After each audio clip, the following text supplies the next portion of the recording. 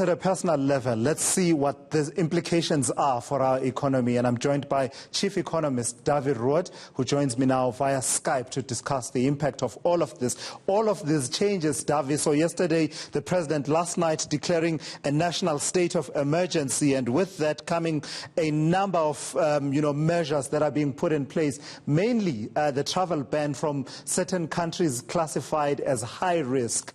That's the last thing we wanted for our economy, isn't it? Without a doubt. The South African economy is already in what's called a technical recession. The third and the fourth quarters of last year already reported negative economic growth. I looked at the numbers this morning. I'm afraid the first quarter, we're probably going to see zero or below zero. It's very difficult to say yet. But I've got a suspicion that it's really the second quarter of this year that will really be affected. So at least we had January and February that was more or less okay. But I'm afraid from the third quarter this year, things are probably going to turn for worse. And I won't be surprised if we see significant further contraction in the South African economy. So economic growth hasn't been doing well. And on top of a previous crisis that we've had, now we have this crisis as well. I'm afraid things are not looking well for the South African economy. Dawie, for someone who says this mainly affects the tourism sector and the people who are going to do business conferencing, connect the dots for us then in terms of what is the knock-on effect on other sectors of the economy.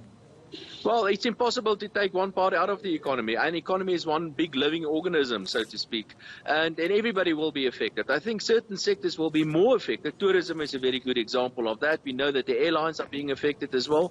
But I'm afraid the primary sectors like agriculture and mining will be affected. And very importantly, in the case of South Africa, manufacturing will also be affected.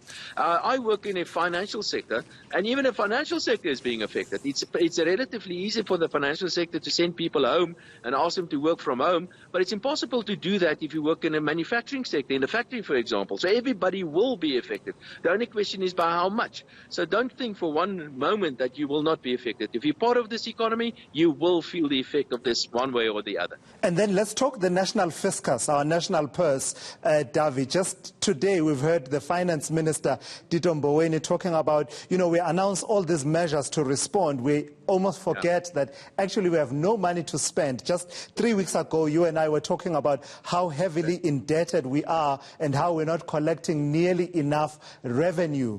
This is going to be difficult then to handle in as far as our fiscus is concerned. Yes, I'm afraid there are two possibilities for the authorities. The one is the monetary authorities, that's the Reserve Bank, and I believe the South African Reserve Bank is going to make some announcement regarding monetary policy later this week. I will not be surprised if the Reserve Bank cut interest rates by 50 basis points or even more. On the fiscal side, and that's actually your question, I'm afraid there's simply no more room to move.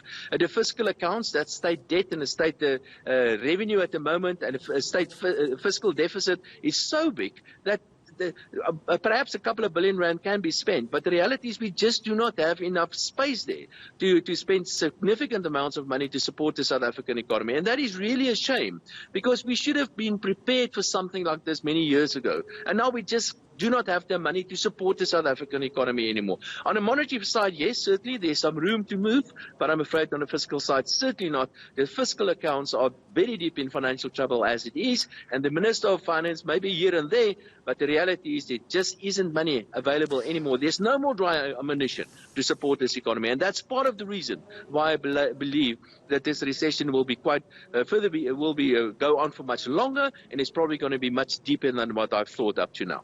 So lastly then, Dawie, place this for me in the global context. And I'll share with you that in my thinking about it, I've sort of been thinking that by the end of this crisis, this global pandemic, we are likely to find ourselves in a situation similar to where the global economy was at the end of 2008, if we are lucky. If we are not lucky, we are likely to be where the economy was globally at the end of World War II. Am I right? Well, I think, it's always different. It's never ever the same, because there are some significant differences to the South African economy, well, to the world economy for that matter, compared to a couple of years ago. We talked today about the fourth industrial revolution, making it possible for people to work from home and so on. But I think the important point you're making, and that is very important, people are very much worried. We saw the JSE coming down by a third as an example. People call me all the time and ask me if they should sell their shares. Don't do that. Please don't do that. Don't start to panic. Leave this to your asset managers. Sit in your hands, because there are all sort of measures are being put in place to support the global financial markets and the global economies, and similarly for the South African economy. Stay where you are. This also will blow over. What it's going to look like after this, nobody really knows, but I'm sure the bad times will not last forever. All right. Thank you for those insights. Dawie Roodt there.